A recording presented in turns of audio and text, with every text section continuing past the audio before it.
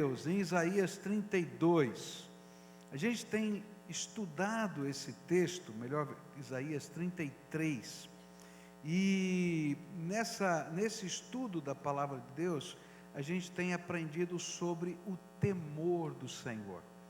Essa é uma das coisas que tem incomodado o meu coração, como em determinados tempos da história, as pessoas deixam de temer a Deus.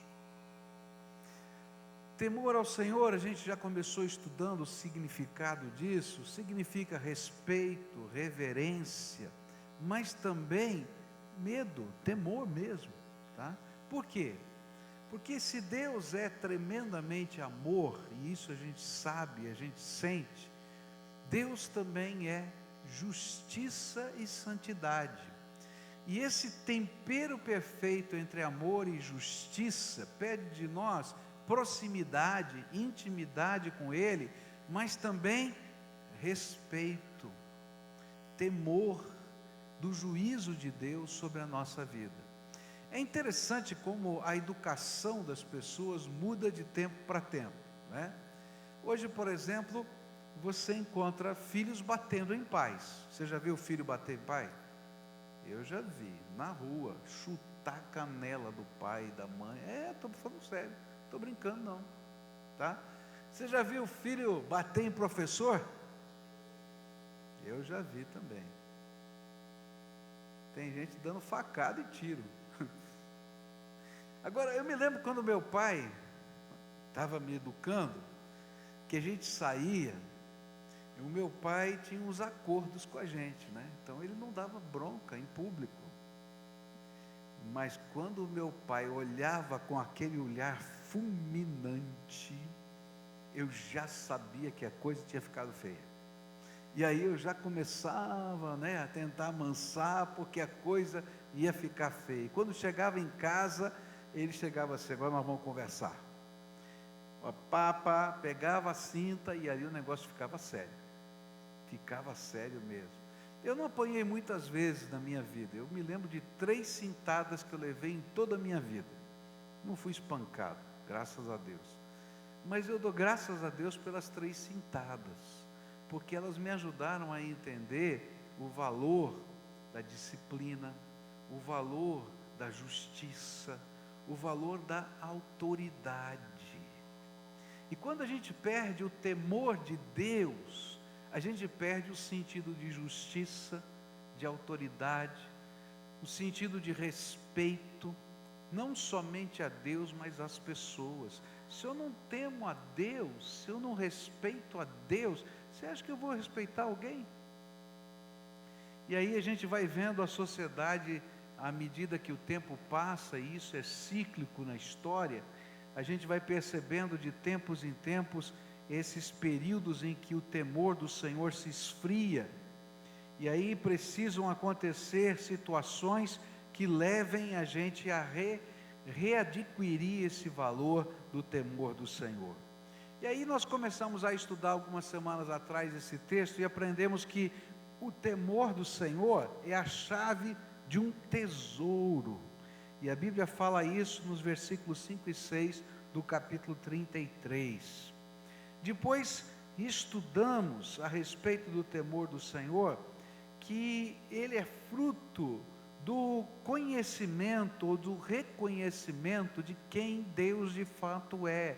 A hora que eu tenho a dimensão da grandeza de Deus, do poder dele, da santidade, da justiça, o temor do Senhor se instala no nosso coração.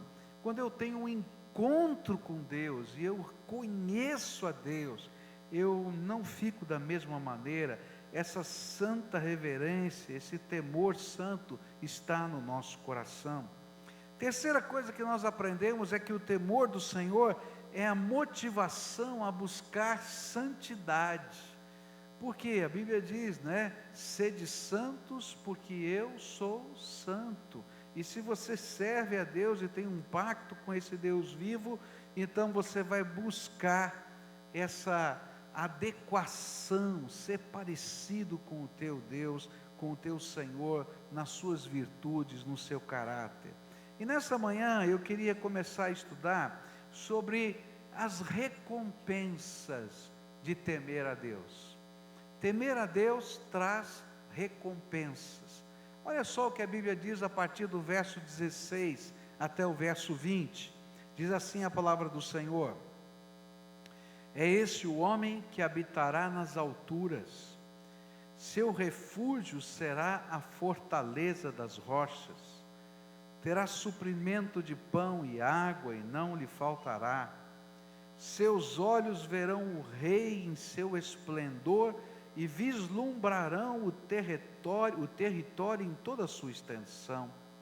Em seus pensamentos você lembrará terrores passados, onde está o oficial maior, onde está o que recebia tributos, onde o encarregado das torres. E você não tornará a ver aquele povo arrogante, aquele povo de fala obscura, com sua língua estranha e incompreensível. Olhe para Sião, a cidade das nossas festas. Seus olhos verão Jerusalém, morada pacífica, tenda que não será removida, e suas estacas jamais serão arrancadas, nem se romperá nenhuma das suas cordas. Querido Senhor, dá-nos a Tua graça para compreender a Tua palavra, e aplica, Senhor, esta palavra aos nossos corações. É aquilo que eu lhe peço em nome de Jesus. Amém. A palavra do Senhor nesse texto, um pouquinho antes, ele começa: quem pode adentrar a presença desse Deus que é tremendo, que é fogo consumidor, que é chama ardente? E ele diz: olha, aquele que vive da maneira de Deus, e a gente viu isso. E ele diz: olha, quem vive dessa maneira, quem teme ao Senhor e busca viver de uma maneira que agrada a Deus, tem presentes, tem recompensas. E a primeira recompensa está no verso 16: é esse o homem que habitará nas alturas, e seu refúgio será a fortaleza das rochas. Isso aqui é uma linguagem poética do Velho Testamento, mas o que ele quer dizer é o seguinte: olha, uma das recompensas de temer a Deus é que Deus se torna o nosso refúgio. Se de um lado o temor do Senhor nos leva a buscar a santidade, para que possamos permanecer na presença do Senhor, do outro lado nós temos recompensas que acompanham a presença do Senhor na nossa vida, e a primeira delas é que Deus passa a ser o nosso refúgio. Na verdade, essa é a promessa do Salmo 46, verso 1: Deus é nosso refúgio e fortaleza, socorro bem presente nas tribulações, ou na outra versão, na hora da angústia. Você sabe decorar esse versículo? Né? Então vamos dizer juntos aqui: Deus é o nosso refúgio e fortaleza, socorro bem presente nas tribulações ou na hora da angústia. O que a palavra de Deus está dizendo é que quando nós tememos a Deus, Deus nos coloca na palma das suas mãos. A gente não está num lugar de refúgio, mas Ele põe a gente na palma da mão dele. E na hora da angústia, Ele não somente está presente, mas como Ele mesmo passa a ser a nossa defesa, proteção, suporte, graça libertadora. Não significa que você não vai passar por lutas e aflições, mas que Ele vai ser a rocha onde você vai estar abrigado. Você vai estar abrigado dos ataques do maligno, das intenções dos que desejam fazer mal. A bênção de Deus estará sobre você, servo do Senhor, e ninguém pode roubar a bênção de Deus sobre a nossa vida. Há um trecho da Bíblia que sempre marca o meu coração: é a porta que Deus abre, ninguém fecha. Não tem quem, não tem urucubaca, não tem macumba, não tem bencumba, não tem nada. A gente confia na graça de Deus, na graça de Deus, porque você está na palma do Todo-Poderoso. Quando eu comecei o meu ministério, comecei bem cedo, com 21 anos de idade, e a gente não tem tanta experiência, né, com 21 anos, e eu me lembro que começamos a evangelizar uma senhora que na casa dela, ela morava com a mãe, e tinha um terreiro de umbanda no fundo do quintal, e aquela mulher passou por um processo de libertação e de conversão, mas numa certa madrugada eu estava dormindo, e não precisava acontecer isso, não repetiu-se mais isso na minha vida, mas foi para que eu aprendesse uma lição e para que aquela família também aprendesse uma lição. Eu me lembro que naquela madrugada eu acordei e estava deitado na cama, mas sabe quando você desperta, e aí o Espírito Santo me falou, eu tive nítida percepção, repreende a Satanás. E eu deitado na cama, repreendi a Satanás, virei do lado e dormi.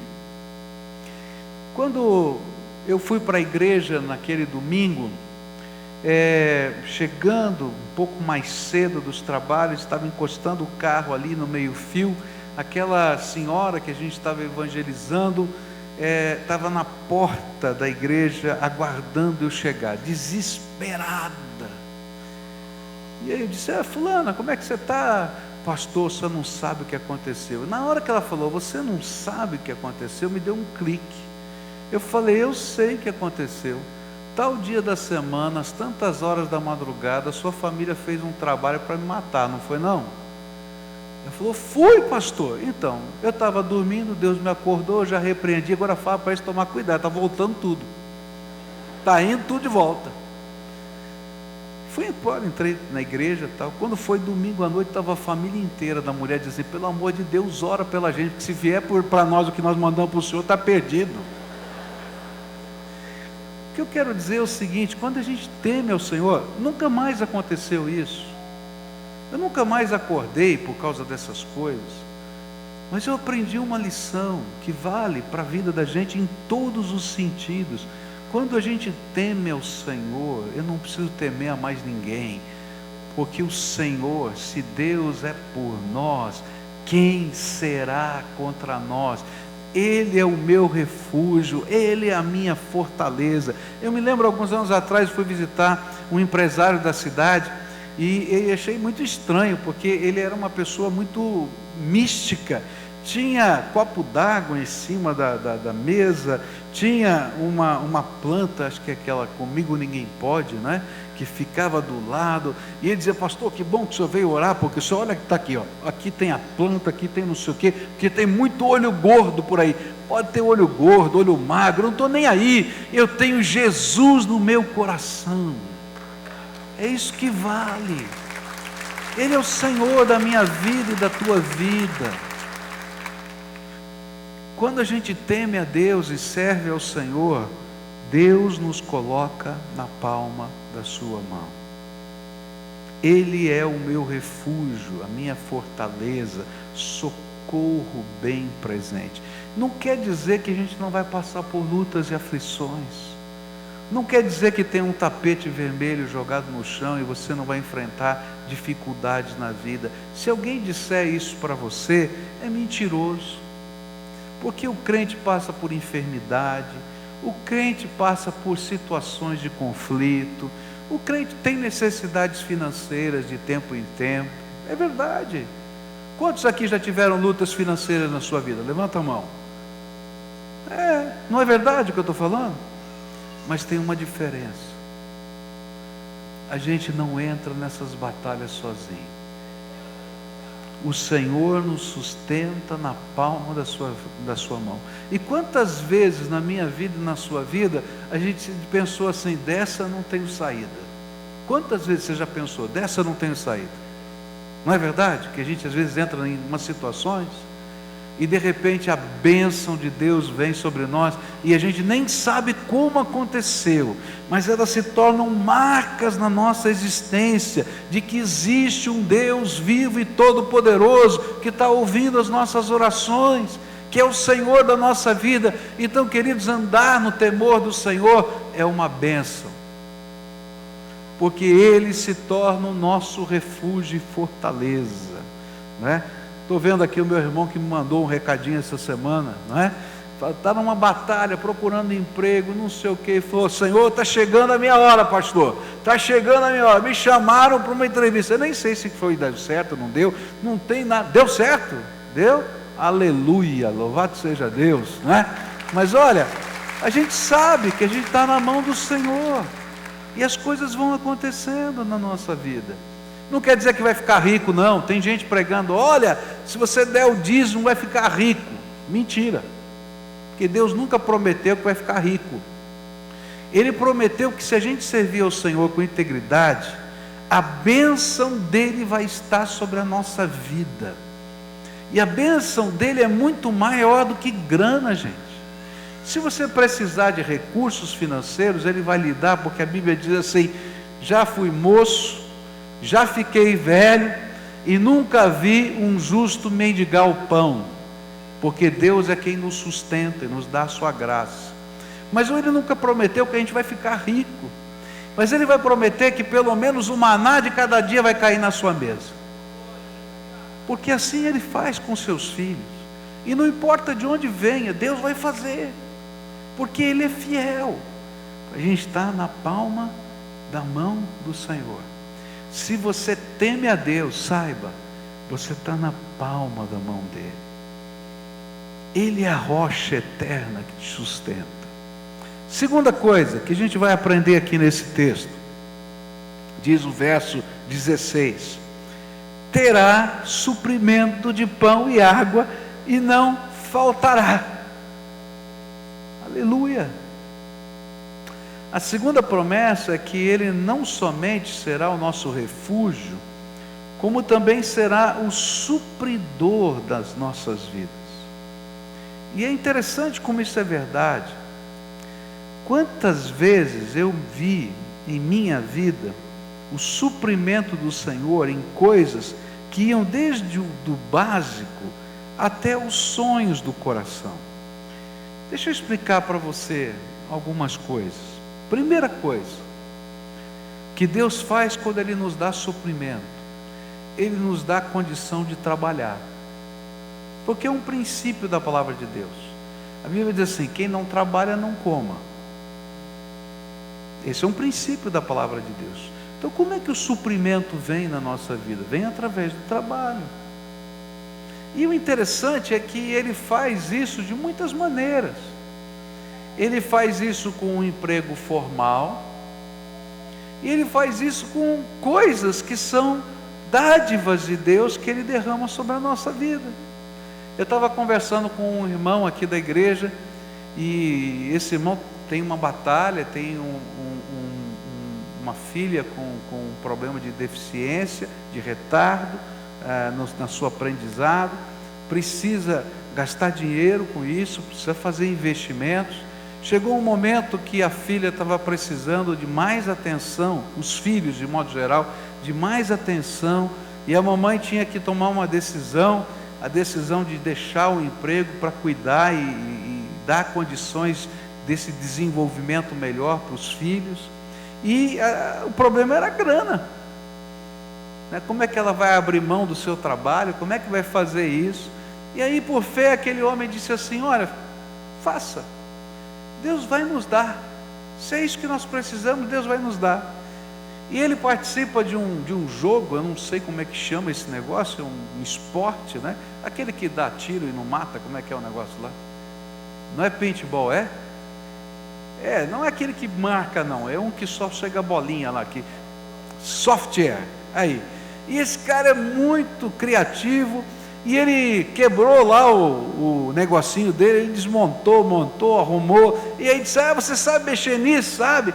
Sei, então arruma o meu, eu sei que Ele trabalha no emprego dele e à noite ele chega em casa e fica arrumando esse negócio. Tem fila. Ele falou: pastor, tem fila. Tem gente esperando eu arrumar, tá? Porque não tem quem arrume. E Deus está me dando um nicho de negócio. Olha, eu não sei não se eu não vou deixar o meu emprego para ficar com esse negócio aqui. Eu fico pensando, como Deus é bom. Não é verdade? Então, queridos, o suprimento de Deus vem determinadas, na maioria das vezes é com o trabalho. Deus vai nos dando criatividade, vai nos dando visão. Mas e se a gente não consegue com o trabalho? Aí vem o suprimento extraordinário de Deus. Coisas que são imponderáveis, que chegam na nossa mão, pela misericórdia de Deus. Eu não estou falando que você vai ter o imponderável todo dia. A regra é o trabalho. Mas Deus é tão bom, que se precisar chover pão do céu, vai chover, porque foi isso que Ele fez no deserto. Eu estava lendo um salmo essa semana na minha meditação, e o salmo dizia exatamente isso. O teu povo não acreditava que o Senhor pudesse supri-los no meio do deserto, e eles estavam reclamando do Senhor, e o Senhor derramou pão do céu, maná que veio do céu. E o povo não acreditava que no meio do deserto pudesse ter água abundante, e o Senhor fendeu a rocha e fez água fresca no meio do deserto para o teu povo beber. E o teu povo não acreditava que o Senhor pudesse suprir de carne. E o Senhor mandou as aves do céu se perderem na sua rota e caírem no meio do acampamento dos teus filhos. Nem caçaram, elas caíram. Eu acho que depois que caíram, começaram a correr atrás delas, né? Então, eu fiquei pensando, né? Daquele jeito que eu leio a Bíblia, eu fico sempre pensando assim, mas caíram. Queridos, eu não sei como Deus faz, mas eu sei que na minha vida eu tenho marcas do suprimento de Deus. O normal é o trabalho. Mas quando o trabalho não dá, Deus abre uma porta, Deus faz coisas tremendas. Gente, já aconteceu na minha vida coisas tão extraordinárias, suprimento, da gente estar orando. Alguns anos atrás eu fiz uma gastroplastia, e fiz em função de uma necessidade. O meu médico me chamou, o meu clínico geral, e disse: olha, o teu rim está parando de funcionar, o teu fígado não sei o quê. Ele falou, quase saí morto de lá. Do jeito que ele deu a ficha, ele disse: é só comprar o caixão, né? Ele falou: você tem que operar, senão você vai morrer, daqui 10 anos você é candidato a transplante disso, daquilo outro. E aí comecei a orar. Naquele tempo os planos de saúde não cobriam esse tipo de operação, e uma irmã de uma outra igreja evangélica estava no culto dela, e no meio do culto o Espírito Santo falou para ela assim: pastor Pascoal precisa fazer uma cirurgia e você tem que pagar a conta, vai lá falar com ele. Ela liga para minha esposa naquela semana que a gente estava conversando com o médico e pergunta: olha, eu estou com vergonha, é um negócio estranho, o pastor está precisando fazer a operação do estômago. Ele falou: tá. E Deus me falou. E falou que eu tenho que pagar quanto? Você já tem médico? Não, não tem. Eu tenho. Vamos cá, vamos lá. E foi a operação. Eu fui a São Paulo anos depois e vi o meu irmão. Meu irmão estava morrendo, 180 quilos com 1,60 m. Tão grande, que quando ele ficou na minha casa uns dias, o meu sobrinho, que era pequeno, olhou para ele e disse assim: tio, você engoliu um meteoro? Não deu, todo mundo deu risada, que nem você. Mas era imenso, e não conseguia respirar, não conseguia andar. E aí eu fui pregar num culto, e estavam 2 médicos que hoje são membros da nossa igreja, que a gente conhecia, um deles eu conhecia de longe, o Paulo Nassif, o outro eu não conhecia, que é o Luiz Ernesto. A gente sai daquele culto em Campo Largo para jantar, o pastor da igreja convida para eles jantarem juntos, e aí eu falo para o Paulo Nassif: Paulo, estou com um problema com meu irmão, você precisa me ajudar, veja quanto custa. E o Luiz Ernesto, que é mais afoito, diz assim: ô Nassif, opera o irmão do pastor aí, eu dou o hospital. E aí meu irmão veio de São Paulo, eles cobriram toda a despesa, ficaram no melhor quarto. E Deus ainda me deu a bênção de ganhar os dois para Jesus, são membros da nossa igreja por causa dessa operação. Deus não é bom? Fala a verdade. Ele é fiel. Ele é fiel. Ele é fiel. Então, lembra, o temor do Senhor. O que é temer a Deus? Essa reverência, essa busca, esse desejo de andar na presença de Deus, tem recompensa. Nós ficamos na palma da mão de Deus, e Ele é o nosso sustento. O modo normal é Ele abençoar as nossas mãos, e Ele vai abençoar o teu trabalho. E quando precisar do anormal, Deus vai fazer alguma coisa que eu nem sei como é que é, daquele jeito criativo de Deus, daquele jeito maravilhoso de Deus. Esse moço aqui me falou de uma vez, né, que foi a sua mãe que ligou para você, não foi? Ligou, estava sem nada, esse homem orando, dizendo a Deus: precisa ser hoje, não foi? E o Senhor, ele recebe o telefonema da mãe dele, e a mãe dele tinha mandado um dinheiro para ele que ele precisava naquele dia, que ele estava desesperado. São os recursos de Deus, não tem explicação, é graça do Todo-Poderoso. Agora presta atenção, você não vai ficar rico não, porque Deus diz, a palavra de Deus diz uma coisa assim: aonde estiver o teu tesouro, aí vai estar o teu coração.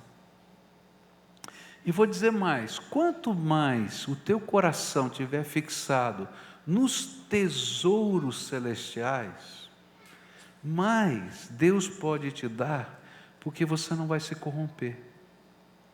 Você está entendendo o que eu estou falando? Agora, se ganhar dinheiro for o teu tesouro, coitado, você vai viver de maná a vida inteira. Não vai faltar, mas vai ser maná, porque você não está preparado. Porque quando a gente recebe um pouco mais, é porque Deus quer nos ensinar a sermos abençoadores na vida das pessoas. Eu sempre penso assim: se Deus me dá alguma coisa a mais, o que Ele quer que eu faça com isso? E é tão gostoso quando você começa a ministrar e dividir. Tem coisas que Deus faz que chega na minha mão e eu sei que não é para mim, é para alguém que está lá, e de repente chega um pastor que está passando necessidade e diz: já sabia, o Senhor me mandou para ele. E a gente vai repartindo, e queridos, quanto mais a gente tem essa liberalidade de não ser preso às coisas, e a gente teme a Deus. Eu não estou falando para você não ser previdente, eu não estou falando para você não cuidar da tua família, eu não estou falando para você deixar de pagar as contas, não é isso não, eu estou falando de coração, sabe, coração sensível,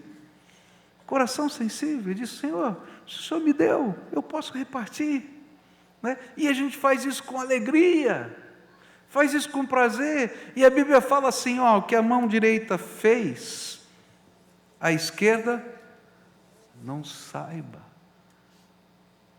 A gente faz porque é a gente, é do coração da gente. E aí Deus olha e diz: opa, esse filho meu entendeu como funciona a dinâmica da fé, então eu posso derramar mais.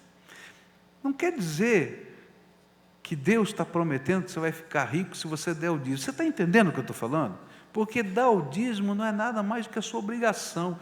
A Bíblia diz que quem não dá é ladrão, e que a maldição vem sobre ele. Então o problema é diferente, tá? Por quê? A Bíblia ensina que Deus é dono de todas as coisas, e se você reconhece que Ele é dono de todas as coisas, você devolve a 10ª parte. Agora, o temor do Senhor é mais do que isso.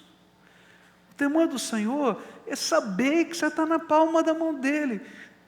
Passa por lutas, querido? Passa. Estou passando por lutas, você sabe disso. umas que são difíceis, mas eu estou na palma da mão do Deus vivo. Às vezes ficam balançando lá, Senhor, até a misericórdia. Ele pega ela, vem cá, filho, você não está sozinho, vem comigo.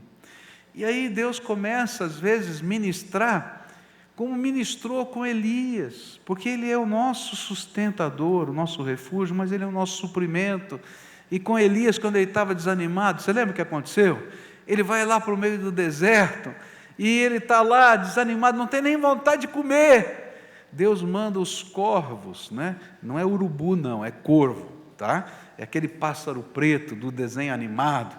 Ele vai lá, esse é o pássaro ladrão, onde ele vê comida ele pega. E ele vem e coloca no pé de Elias. Aqui, Deus diz assim, filho, está na hora de comer. Marmanjo, Elias já marmanjo, profeta, velho, eu acho que ele era barbudo, na Bíblia não fala, mas eu acho assim, meio desanimado, no meio do deserto, vem lá o corvo e diz, papai do céu mandou que está na hora de comer. A hora que ele não estava mais dando bola para o corvo, sabe o que a Bíblia diz? Que Deus mandou os anjos do Senhor para colocar na boca do homem. Está na Bíblia. E sabe, na minha vida é assim. Tem hora que a gente passa por lutas, mas se Deus é o nosso refúgio, Ele vai mandar.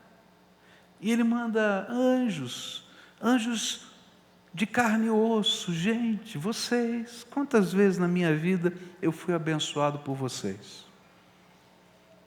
Não só pelas orações, pela palavra de ânimo, por um gesto, por uma comida, por alguma coisa. Gente, cada vez que isso acontece, eu digo assim, bendito seja o nome do Senhor, porque Ele está demonstrando que Ele é o refúgio e fortaleza, socorro bem presente na hora da angústia, e que todo suprimento vem da mão dEle. E então, Senhor, louvado seja o Teu nome. E sabe, às vezes o suprimento não é por causa de grana. O suprimento é suprimento de carinho, de afeto, de proteção, de amizade, de amor, que Deus derrama sobre nós e usa anjos do Senhor. Você já recebeu um telefonema alguma vez? E quando você escuta do outro lado, você tem aquela sensação, foi Deus que mandou essa pessoa ligar para mim. Já aconteceu com você? Então eu quero dizer, foi Deus mesmo que mandou, viu? Não foi coincidência, não. Porque Deus é bom, a misericórdia dEle dura para sempre. Porém, tem um segredo. Eu vou terminar essa mensagem com esse segredo. O segredo é o temor do Senhor. Anda com Deus. Coloca a tua vida na mão de Deus. A Bíblia diz, né? Entrega o teu caminho ao Senhor, confia nele e o mais Ele fará. Anda na presença de Deus, teme ao Senhor, escuta a voz dEle, coloca a tua vida em ordem segundo a vontade de Deus, faz desse Deus um relacionamento, faz com Ele um relacionamento de vida e fé, e você vai ver a mão do Senhor te guiando, quando você sabe ou quando você não sabe, quando você pode, e com certeza, e muitas vezes quando você não pode. Quando você acha que não tem esperança, o Senhor está lá. Porque Ele é o refúgio e fortaleza, socorro bem presente na vida da gente, na hora da tribulação, na hora da angústia. O segredo é o Senhor. Eu costumo dizer que não tem uma bênção litúrgica que eu possa dar. Eu posso falar as palavras da bênção, mas a bênção é uma pessoa. Anda com o Senhor Todo-Poderoso todo dia da tua vida, porque Ele é quem abençoa. E na medida que a gente vai andando, o Senhor nos carrega na palma da sua mão. Nessa manhã eu queria orar com você. Queria orar uma oração de busca. Fala, Senhor, eu quero estar na palma da tua mão. Eu preciso desse suprimento, que às vezes é muito maior do que dinheiro. É graça, é amor, é solução para diversas coisas. E eu sei que o pastor não pode me abençoar, que a igreja não pode me abençoar, que a única pessoa capaz de abençoar é Jesus, não é? A única pessoa que pode dar essa criança que deu para você é Jesus, é a única, não é? E a gente está celebrando com você hoje, com toda a sua família. A única pessoa que pode restaurar o que está quebrado é Jesus. E é assim que Deus faz. Mas tem uma coisa: você vai ter que colocar a tua vida na mão dele. Você vai ter que entregar a tua vida na mão dele. Porque ou ele é o Senhor da tua vida, e você permite que ele guie você, porque o temor do Senhor está no teu coração, e você sabe que ele é digno de toda reverência, toda honra, toda glória, e você vai andar cuidadosamente na presença dele, porque ele é o seu Senhor. Ou então não funciona, porque Deus não é o gênio da lâmpada que você controla, e nem a fé é a poção mágica que você usa. Ele é o Todo-Poderoso que te ama e quer te abençoar. Há uma diferença muito grande. Eu vou fazer uma receita aqui para dar certo isso na tua vida. Isso é magia, não funciona, é querer controlar Deus. Quem pode controlar Deus? O temor do Senhor te diz ao contrário. Não, eu não vou controlar o meu Deus, eu vou deixar Deus controlar a minha vida. Está entendendo a diferença? Entre uma religiosidade que não funciona e a verdadeira fé. Então, se o Espírito de Deus está chamando você, vai saindo do seu lugar, vem para cá, eu quero orar por você, quero orar pela tua vida, mas essa oração de entrega. Estou aqui, Senhor. Lá em cima na galeria, se o Espírito de Deus está falando com você, vem para cá, querido. Oração de entrega. Estou colocando a minha vida na presença do Senhor, para Ele ser o Senhor da minha vida. Eu preciso de tudo isso, mas eu quero que Ele seja o Senhor. E olha, a primeira grande tentação que você vai sofrer é dizer assim: legal, entendi, pastor, mas vou fazer do meu jeito. Então você não entendeu nada. Porque se num templo você não é capaz de obedecer à voz do Espírito, sabe quando você vai obedecer à voz do Espírito lá fora? Nunca. Então, diga: Senhor, se tu me queres, se o Senhor quer fazer essa obra na minha vida, eu quero. Eis-me aqui, Senhor. Estou aqui me colocando nas tuas mãos. Então, se o Espírito de Deus está falando, vem para cá. Se tem uma família que Deus está chamando, vem a família toda, marido, mulher, filhos. Se você está entendendo que o temor do Senhor precisa ser a base da tua vida, vem para cá, eu quero orar com você, uma oração de entrega, senhorio absoluto de Jesus. Entrega, entrega. Tem famílias bonitas que vieram aqui hoje para apresentar os seus bebês. Vocês não vieram aqui só por isso, não. Deus tem uma bênção para você, mas essa bênção passa por essa entrega, porque a bênção é o Senhor na nossa vida, não é uma coisa. Então, se o Espírito de Deus está falando, vem para cá, a gente vai orar juntos, e vai se colocar na mão do Senhor, e vai dizer: Senhor, eu quero estar na palma da tua mão, eu quero estar na palma da tua mão, eu quero, Senhor, ser o alvo do teu sustento e da tua glória, Senhor. Bendito seja o nome do Senhor. Olha que coisa linda aqui. Diz assim: eu ia morrer, a igreja orou, eu tinha câncer, perdi a mama, uma necrose, não tinha pele para reconstruir a mama, precisava emagrecer muito para ter pele, o plano não pagaria a gastroplastia, porque eu não tinha peso para isto, mas o Senhor proveu, o plano pagou tudo. Hoje preciso me reapresentar, porque Deus mudou a minha aparência, para todos verem do que Ele é capaz. Deus é bom. Ediliana está aqui. Eu vi as fotos dela, ela mandou para mim um e-mail com todos os detalhes. Que milagre, louvado seja Deus, né? Vamos orar juntos agora, você concorda? Tá? Então, querido, primeira oração é a tua, eu não posso fazer. É uma oração de entrega. Eu quero, Jesus, me colocar na palma da tua mão. Eu sei que eu tenho problemas, pecados, defeitos, mas eu quero, Jesus, me colocar na palma da tua mão. Fala isso para Ele com as tuas palavras. Eu quero que tu sejas o Senhor da minha vida. Fala para Ele. Eu quero que o Senhor entre no meu coração e me ensine a viver a vida do teu jeito. Eu quero estar na palma da mão do Senhor. Sou eu quem precisa do suprimento, sou eu quem precisa da misericórdia, sou eu que preciso, Senhor, da tua direção, dos teus milagres e da tua restauração. Tem misericórdia de mim, Jesus. Fala isso para Ele. Tem misericórdia de mim, Jesus. Fala. Que o teu templo e o teu trono sejam o meu coração. Agora eu quero orar por você, tá bom?